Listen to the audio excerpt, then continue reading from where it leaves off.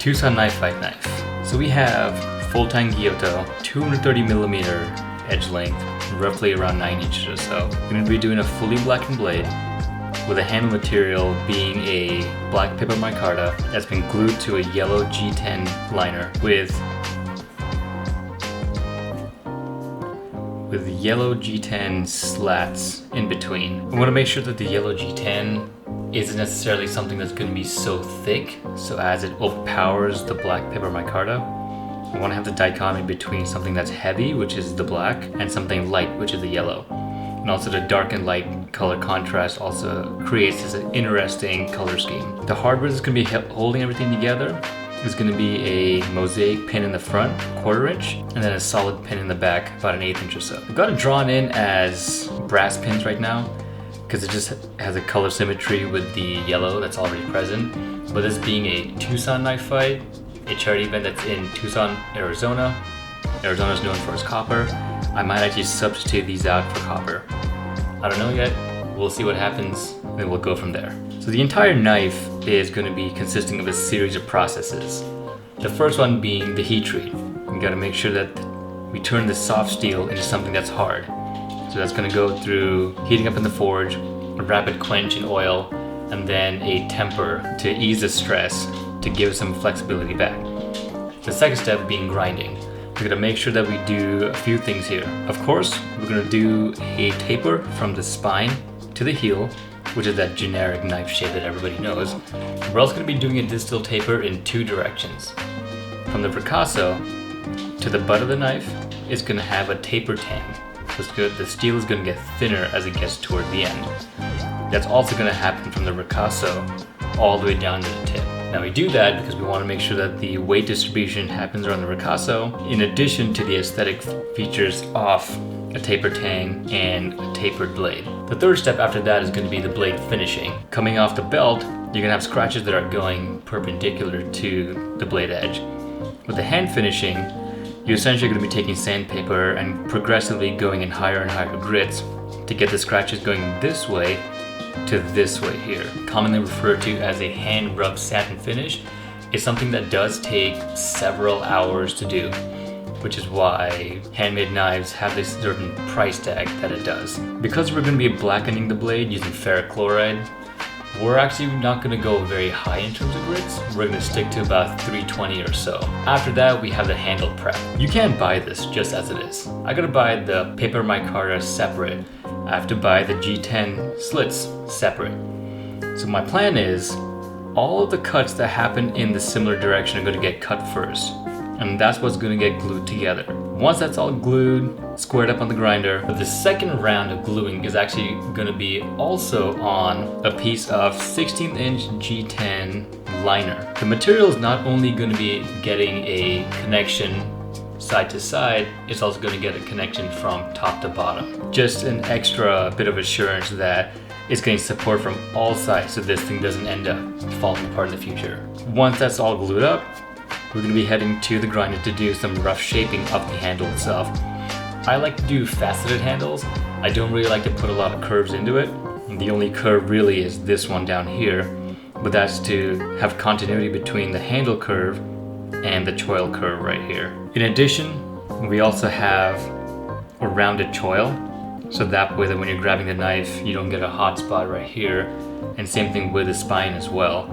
Both those are rounded to ensure that there's primary focus on the comfort for long-term use for the user. Once that's all done and we've got the handle rough shaped off the grinder, again, just like the blade, we have to do hand finishing. I prefer taking all of my synthetic and wooden handles, really, at a grit progression of 220, 400, 600, 1200, and then a 2000 grit buff.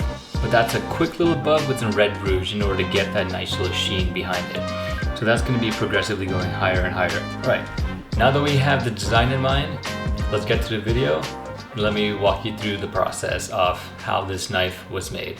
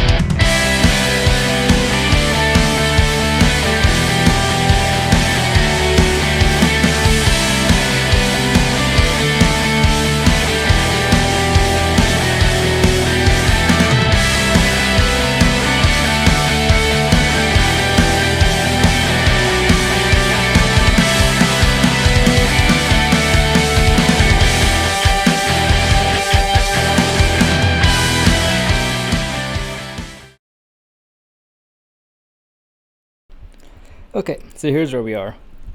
The knife's all done. Now we're gonna get started on the handle. So we got 2 pieces of some thick ass 3/8 black paper micarta. We'll see if this one ends up good. I'm having troubles with finding a good source for these things. The next step would be to document the whole process of like getting these things cut, getting all the yellow stuff cut, showing some sick ass b-roll of all of the glue coming into the cups, smearing this thing like it's a delicious bagel with cream cheese, and just overall showing my fucking frustration because I know this handle is gonna be a fucking bitch to make. Or I can try this. Okay, well I guess that didn't work. But I can also try doing this instead. Oh, I guess that worked. That was a lot easier than the fucking amount of bullshit I had to go through getting this thing done. But it does look pretty sweet though. They're sort of kind of mirrored, sort of kind of not, but I think it's honestly, it's fucking handmade. Whatever. But otherwise, we got some 16th inch yellow G10 in between all these individual pieces of the black paper micarta.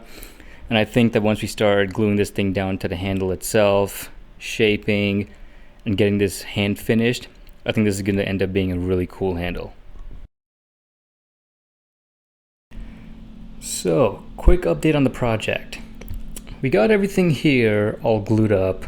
Got a bunch of little clamps and whatnot there. Yeah boy, however, you would think for how long I've used a camera for, I would know that you gotta wait until the red light is on for it to be recording. So when I went ahead and hit the button, apparently the red light was already on. So I thought it was off recording. I hit the button, thinking it was on recording, did my whole spiel of getting all this stuff glued together, only to realize that when I quote unquote stopped recording, I started recording. So I have nothing to show about the gluing process for this handle. So yeah, if y'all need any videography work, don't call me, because I am literal trash.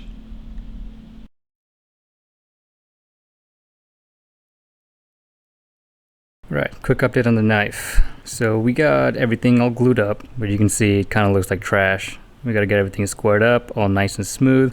So I'm going to use the belt grinder with a flat platen. Then we're also going to use the contact wheel. So we're going to get all those little radii, all those flats, and get it nice and good.